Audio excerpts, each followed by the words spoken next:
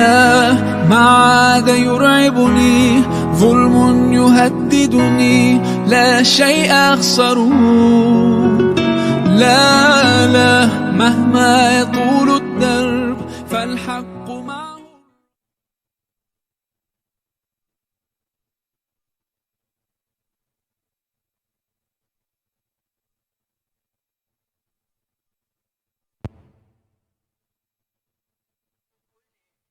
Nanti ada di belakang tentang asbabul wurudnya. Ini. Kemudian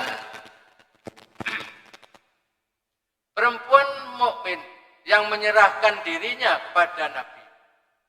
Kalau Nabi mau mengawininya. Jadi dulu itu banyak perempuan-perempuan mukminat ya pada masa itu yang menyerahkan dirinya kepada Rasulullah. Ya Rasul, saya serahkan diri. Maksudnya untuk diambil sebagai istri. Itu. Nah, dan di situ nanti kalau Rasul itu mau menerima, maka kawinnya itu tidak usah wali, tidak usah mahar. Ya ini langsung diambil sebagai istri. Ini pengkhususan. Jadi nanti penjelasannya panjang di belakang. Kalau mau Rasul itu ya, setiap ada perempuan-perempuan mukminat, maka dia lalu menyerahkan dirinya pada Rasulullah itu boleh ya, diambil oleh Rasulullah sebagai istri. Karena Rasulullah ini kan tidak ada batasan berapa orang beliau boleh menikah. Beliau boleh menikahi perempuan. Kalau kita kan ada batasan. Paling banyak 4. Tapi Rasulullah tidak dibatasi. Ini juga termasuk kekhususan. Ini. Dan pengkhususan ini tidak untuk semua orang mukmin. Tapi itu hanya khusus pada Rasulullah untuk memberi kelonggaran kepada Rasulullah di dalam masalah memperistri para wanita muslimat. Makanya sekarang coba kita kaji satu persatu. Yang pertama, istri-istri yang telah diberi mas kawin. Tadi dikatakan inna akhlalna laka. Itu aku halalkan untukmu. Seperti ayat ini, ya ayyuhan nabiyyu inna akhlalna laka azwajaka allati ataita ujurah.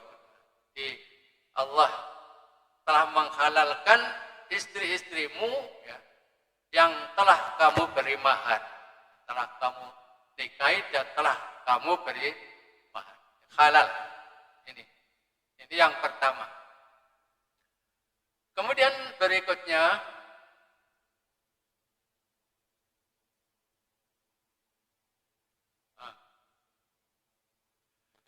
mahar atau mas kawin di sini diterangkan ya, dalam penjelasannya atau dalam tafsirannya, mas kawin yang diberikan oleh Nabi kepada istri-istrinya, yakni kepada tiap orang dari mereka, dari istri-istri yang banyak itu yang telah dikawini dan telah diberi mahar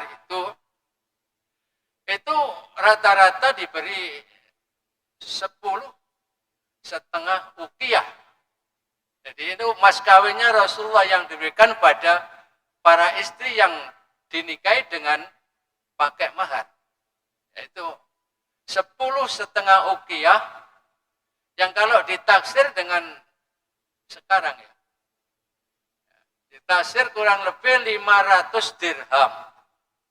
500 dirham itu, ini saya tanyakan kepada Mbak Google, itu katanya 500 dirham itu kalau sekarang itu ya hanya sekitar 2.029.388,20. Ya murah ya, tidak terlalu. Ini karena saya ingin cepatnya bisa mencari, sengaja saya tanyakan pada Mbak Google. katanya sekian itu jumlahnya. Gitu. Jadi kalau dirham dikruskan dengan rupiah, 500 dirham itu sama dengan 2 juta sekian. Ini. Itu mas kawin yang diberikan oleh Rasulullah pada para istri ya, yang dinikahi dengan mahar. Ya, ini. Mungkin sebelum turunnya ayat ini. Kecuali Ummu Habibah. Ummu Habibah binti Abu Sufyan. Ini mas kawinnya itu dibayar oleh Raja Najasyi. Ya. Dibayar oleh Raja Najasyi. Itu sebanyak 400 dinar. Jadi dirham dengan dinar itu kursnya lebih tinggi dinar ya. Lebih tinggi dinar. Ini. Maka pada saat itu dibayar sebanyak 400 dinar. 400 dinar. Itu kalau dikruskan ya. Sekarang itu sekitar 19 juta.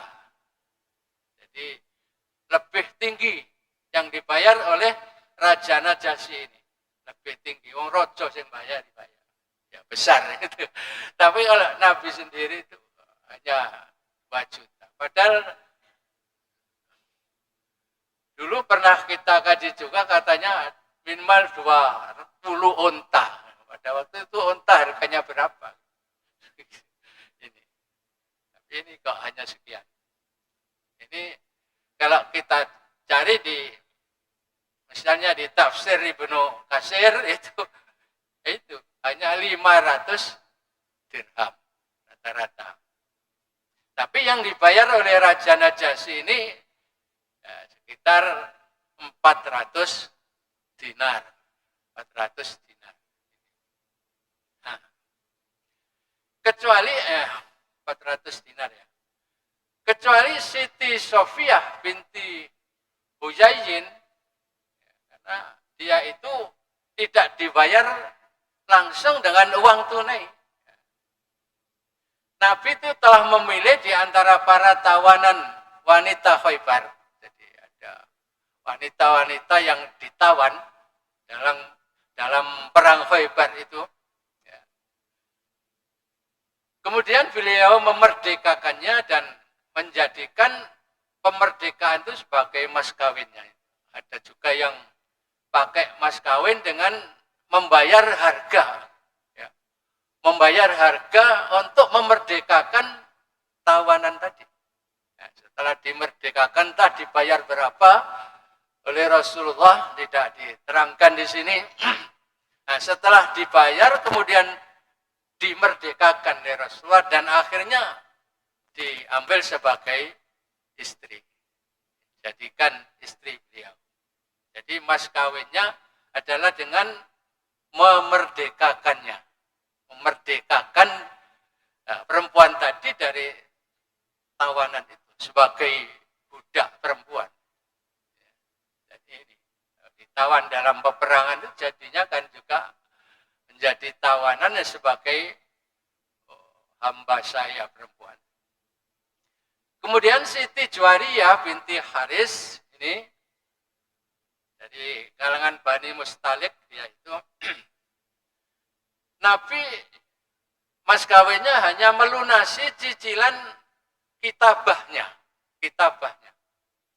yaitu cicilan biaya pemerdekaan terhadap Sabit ibnu Qais. Jadi ini Juwariyah ini dulunya sebagai hamba saya dari Sabit bin Qais ya.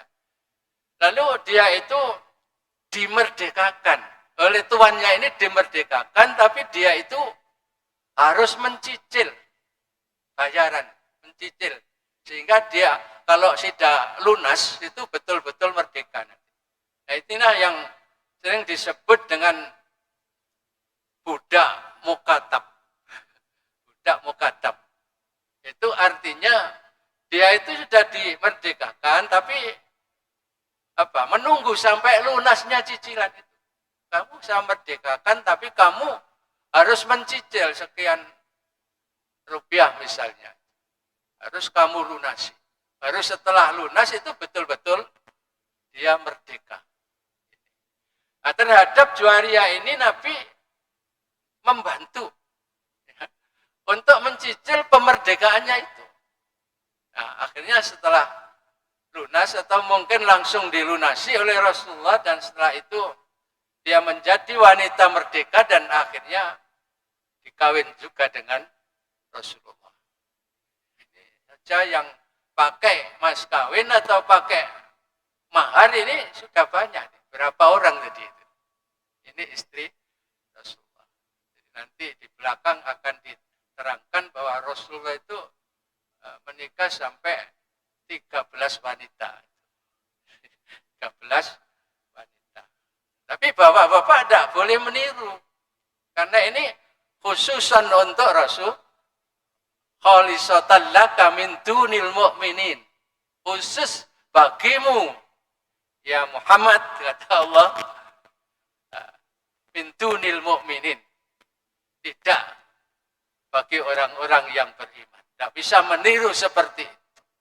Ini tentang batasan dari jumlah istri. Itu pun sudah ada pengkhususan dari Rasulullah. Bahkan menerangkan ada sampai 13. Kemudian berikutnya, ya, setelah halal bagi beliau, istri-istri yang telah dibayar maharnya tadi, baik yang tunai maupun yang dibayar oleh Raja Najasyi atau dengan cara pemerdekaan dari budak itu tadi. Nah, sekarang bagaimana? Hamba saya yang halal bagi Rasulullah itu yang bagaimana? Terhadap hamba saya. Sebagaimana potongan ayat tadi, wa ma malakat yaminuka mimma afa Allahu alaika. Jadi hamba saya yang kamu miliki yang termasuk kamu peroleh dari peperangan. Yang dikaruniakan Allah untukmu. Nah, makanya di sini dijelaskan, jadi Allah membolehkan bagimu mempergundik. Mempergundik itu kan berarti tidak pakai nikah, Pak ya. Gundik, bergundik. Rasulullah. Ini langsung halal bagi Rasulullah. Mempergundik wanita yang didapat dari tawanan perang. Ini Rasulullah. Maka dari itu Rasulullah telah memiliki Sofiyah dan Juwairiyah. Lalu memerdekakan keduanya dan mengawini keduanya. Tadi sudah dijelaskan di atas tadi. Jadi dengan cara memerdekakan keduanya, lalu beliau memperistrinya.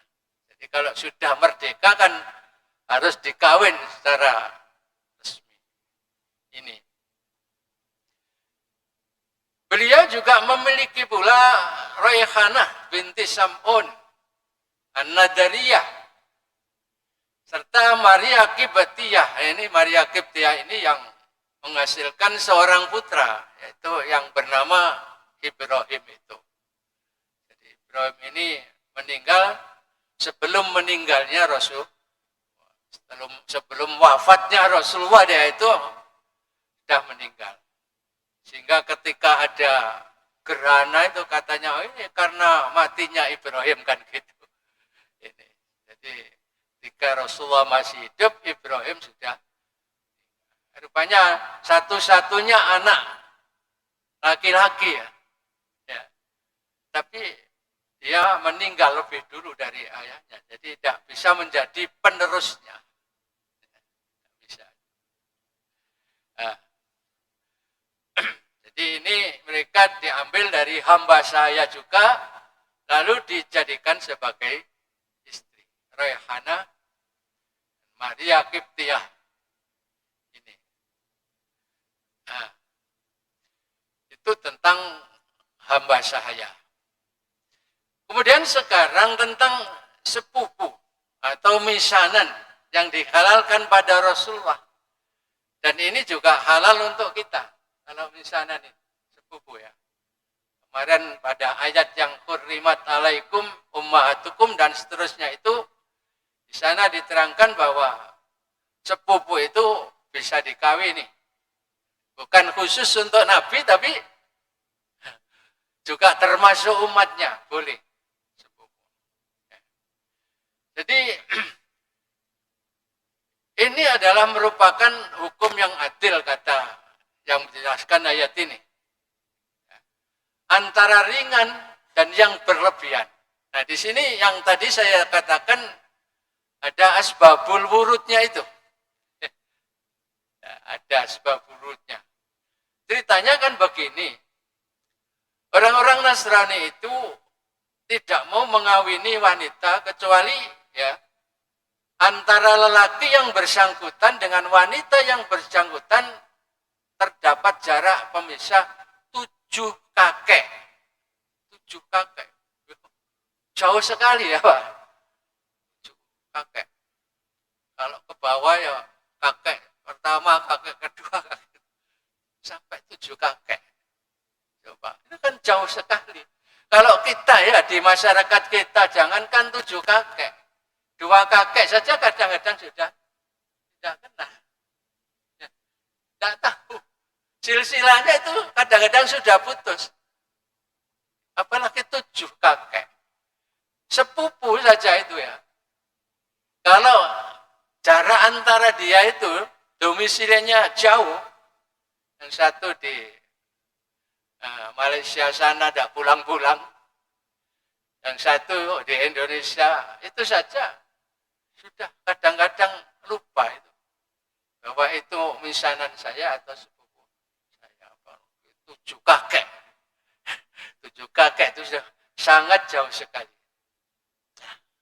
Tapi sebaliknya orang-orang Yahudi itu mau mengawini anak saudara. Anak saudaranya. Keponakan. Ini terlalu dekat. Anak itu lure dinikahi. Ini orang-orang Yahudi. Maka setelah datang Islam, maka diambil tengah-tengah lah. Ya. Yang terlalu jauh juga didekatkan, yang terlalu dekat juga agak dijauhkan. Yang terlalu jauh didekatkan sampai dekat sekali. Yang terlalu dekat dijauhkan hanya 1 tingkat saja. Kalau ponaan menjadi kepada misanan yang dihalalkan itu berarti hanya 1 tingkat saja. Makanya setelah Islam maka keponakan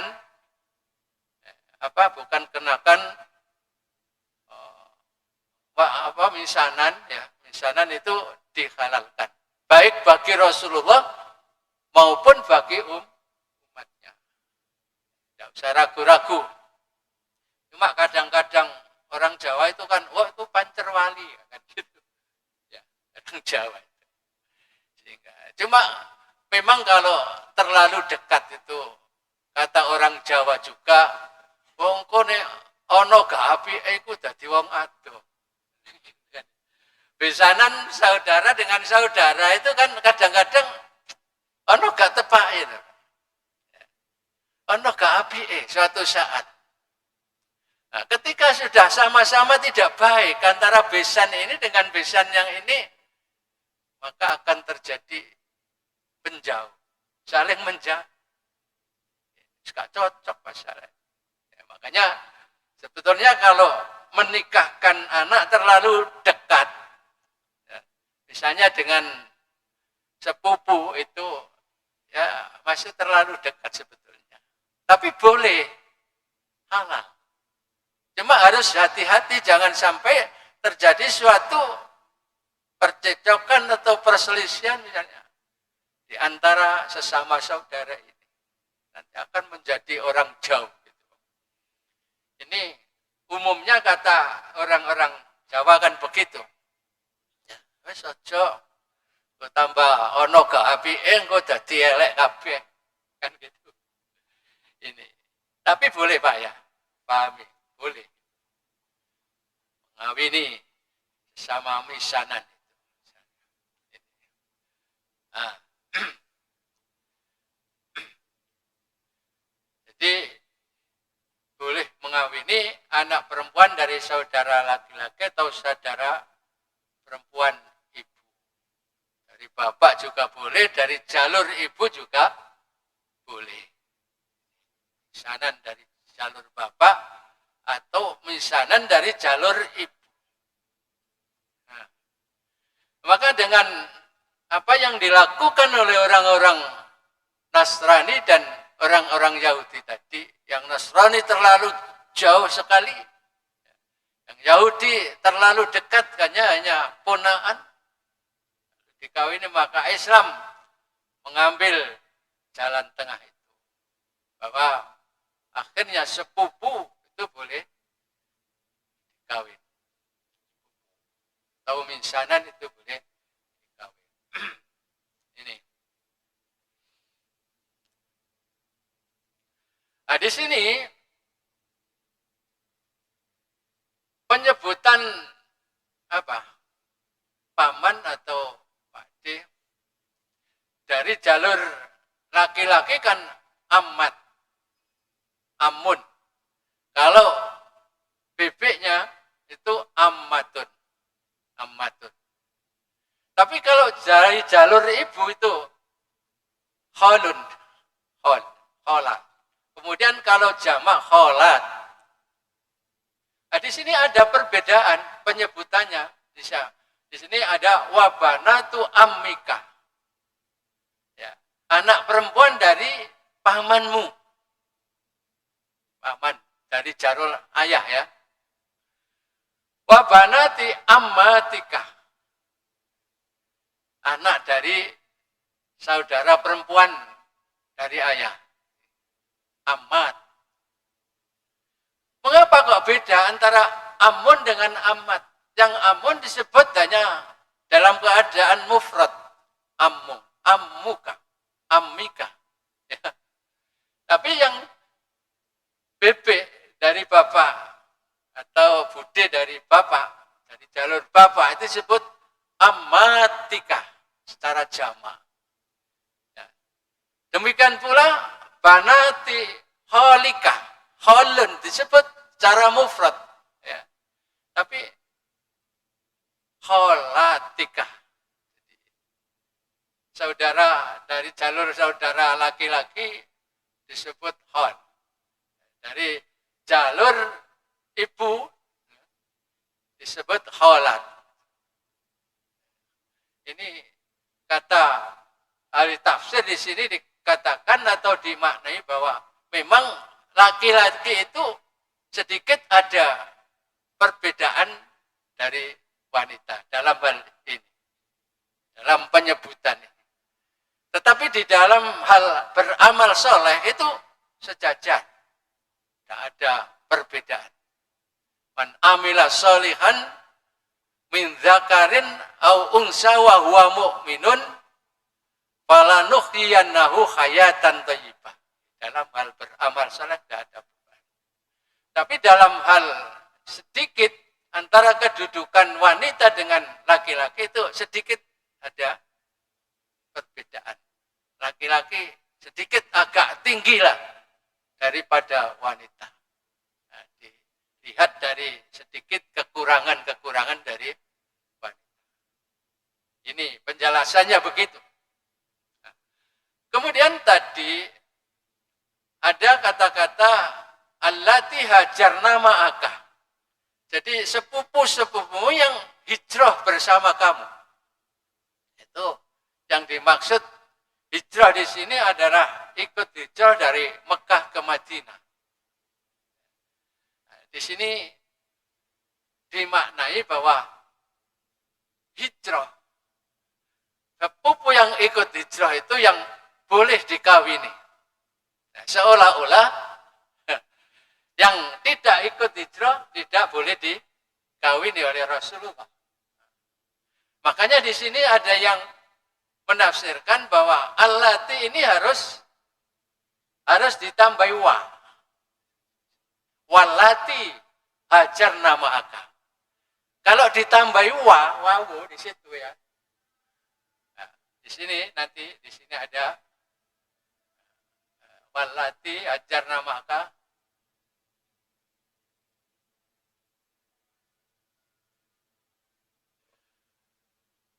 Maka orang-orang sekalipun tidak sepupu yang ikut hijrah itu juga boleh dikawin.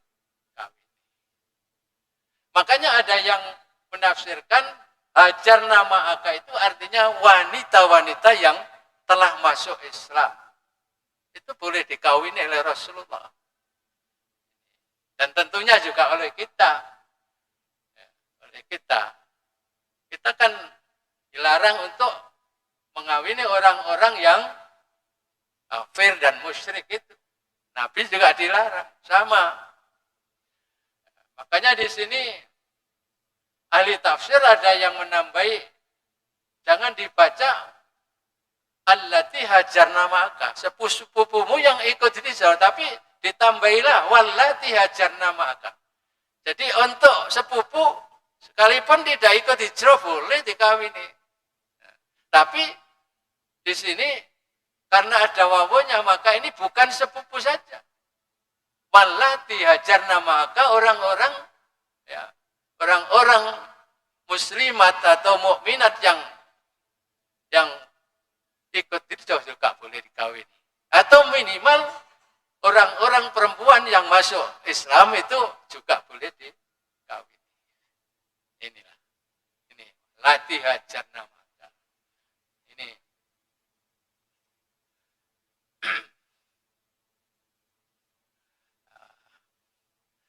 kemudian Allah menurunkan firman-Nya, sesungguhnya kami telah menghalalkan bagimu istri-istrimu yang telah kamu berikan mas kawinnya dan hamba saya yang kamu miliki.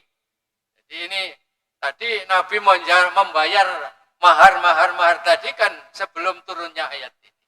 Jadi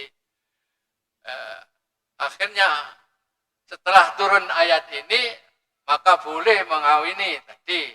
Yang diberi mahar sudah halal bagimu. Yang budak-budak juga halal bagimu. Kemudian sepupu-sepupumu juga halal. Juga orang-orang yang hijrah, ikut hijrah bersama kamu juga halal. Di sini ada satu riwayat bahwa Ummu Hani itu mengatakan bahwa dia itu tidak memperkenankan Nabi mengawini dirinya. Jadi pernah siapa Ummu Hani ini dilamar lah, katakanlah begitu. Dilamar mau dikawin oleh Rasulullah. Tapi ternyata Ummu Hani ini menolak. Jadi tidak memperkenankan apa yang diharapkan oleh Rasulullah itu. Karena apa? Alasannya dia bukan termasuk wanita yang hijrah. Bahkan Ummu Hani ini termasuk orang yang hanya dibebaskan setelah penaklukan kota Mekah. Mungkin dia masuk Islamnya setelah penaklukan kota Mekah itu. Ini. Kemudian Ibnu Jarir ini juga meriwayatkan ya, dari Qatadah bahwa sesungguhnya makna yang dimaksud dengan hijrah ialah hijrah ke Madinah bersama Rasulullah. Kalau hijrah ke yang lain-lain itu tidak disebut karena tidak berhasil. Seperti yang hijrah ke Taif dan sebagainya. Jadi yang dimaksud hijrah di sini adalah hijrah dari Mekah ke Madinah. Ini. Menurut riwayat dari Qatadah, ini yang dimaksud dengan walati hajarna ma'aka itu yaitu wanita-wanita yang masuk Islam. Jadi ini merupakan penjelasan apa yang telah saya sampaikan di muka tadi. Ini tentang sepupu dan tentang wanita-wanita yang ikut hijrah. Kemudian terhadap wanita yang menyerahkan diri kepada Rasulullah. Ini bagaimana? Maka firman Allah wa mra'atan mu'minatan wahabat nafsahalin nabi in aradan nabiyyu ayyastangkika. Jadi tadi telah saya bacakan, yaitu perempuan mukminat yang menyerahkan dirinya kepada Nabi kalau Nabi mau mengawininya. Asal Nabi mau mengawininya boleh aja, langsung, tanpa wali, tanpa mahar. Nah, tapi kalau semua diterima oleh Nabi, waduh, banyak sekali, Pak. Karena banyak pada masa Rasul itu orang-orang perempuan yang menyerahkan diri kepada Rasulullah, yang maunya ingin dikawini. Banyak sekali. Tapi nanti di belakang ada yang menyatakan bahwa semua wanita-wanita yang menyerahkan diri kepada Rasulullah itu tidak ada yang diterima. Tidak ada. Tapi sebetulnya halal. Halal. Tapi Rasulullah mungkin juga pikir-pikir lah gitu. Kalau saya terima semua bagaimana nanti? Ini. Jadi ayat ini mengandung dua syarat, sekaligus dalam surat ini disebut oleh firman Allah, wa mra'atan mu'minatan wahabat nafsaha lin nabiyyi in aradan nabiyyu ayyastangkika. Jadi syarat pertama wahabat, menyerahkan. Menyerahkan dirinya, menghibahkan dirinya. Kemudian syarat yang kedua, in aradan nabiyyu, kalau Rasul menghendaki. Tapi kalau Rasul tidak menghendaki, ada apa-apa. Ya. Rasul tidak menghendaki untuk mengawini. Nah, makanya ini dalam suatu hadis diterangkan, ya, ada seorang perempuan, ya, datang pada Rasulullah, lalu dia mengatakan, ini qad wahabtu nafsi laka. Ya Rasul, saya menyerahkan diriku, menghibahkan diriku kepadamu. Gitu. Faqamat qiyaman tawilan. Perempuan itu berdiri lama menunggu jawaban dari Rasulullah. Enggak dijawab-jawab, iya apa ora. Gitu ya. Iya apa ora. Faqala. Ya. Faqama rajulun faqala. Karena Nabi tidak menjawab-jawab dan perempuan itu berdiri terus, maka ada seorang laki-laki berdiri. Lalu berkata, ya Rasulullah, jawazniha illam yakun laka biha hajjah. Ya Rasul, kawinaken mawon kali kula. Menawi panjenengan boten ngersakaken. Kula mawon sing ngawini ngoten. Iki zaman Nabi, Pak. Ya gak usah nang KUA barang ngono. Gak usah. Iya. Nek panjenengan boten kersa kawin mawon kali kula. Nggih. Nah, kemudian ditanya laki-laki tadi, hal indaka min syai'in tusaddiquha iya. Apa kamu punya sesuatu yang untuk membayar maharnya? Ya. Saddiquha itu maksudnya mahar. Faqala ma inti illa izari hada. Laki-laki tadi menjawab, "Bu, mboten gadah napa-napa. Kula mau gadah sarung tok iki lho." Sarung iki. Ya sarunge wong Arab, Pak, ya siji mbek sarunge dheweke. Jadi yang Arab niku nek sampean paringi sarung suwen ngiklani. Sampean nek lunga haji, beto sarung sing gadah sampean wae nang Arab. Suwen gitu. Jadi kalau mau gadah niki zari sarung kula niki. Faqala Rasulullah SAW, in u'tiyataha izaroka jalastala izarolaka. Lelek sarungmu kok weno lah, kok nak lungguh tanpa sarungan ya. Ini apa terusannya? Ini. La izaraka. Faltamis syai'an wis ndeleko barang liya. Kok menawa nemu. Faqala la ajidu syai'an. Pun boten enten napa-napa blas. Iltamis walau khatiman min hadid wis ndelek coba pe ana ali-ali sangka wesi gak apa-apa. Ali-ali sangka wesi. Faqala Nabi sallallahu alaihi wasallam, "Hal ma'aka minal Qur'an?" Apa kamu bisa sesuatu ayat dari Al-Quran? Jawabannya qala na'am nggih, kula enten hafalan Al-Quran. Surat niki, surat niki, surat niki. Ya. Faqala lahu Rasulullah sallallahu alaihi wasallam, zawwastukaha bima ma'aka minal Quran. Akhirnya ya dinikahkan oleh Rasulullah, zawwastukaha dengan mas kawin Al-Quran yang kamu miliki, yang kamu hafal. Sampean boten kada badhe kawin misalnya apal apa? Kulhu mawon bacakan. Ini nabi niki. Pun nggih, telas nggih. Ya, pun penting kita sambung malih dereng manten insyaallah. Ini menunjukkan bahwa nabi itu tidak lalu semata-mata menerima semua tawaran dari para perempuan. Dan nyatanya ini dikawinkan kepada orang lain.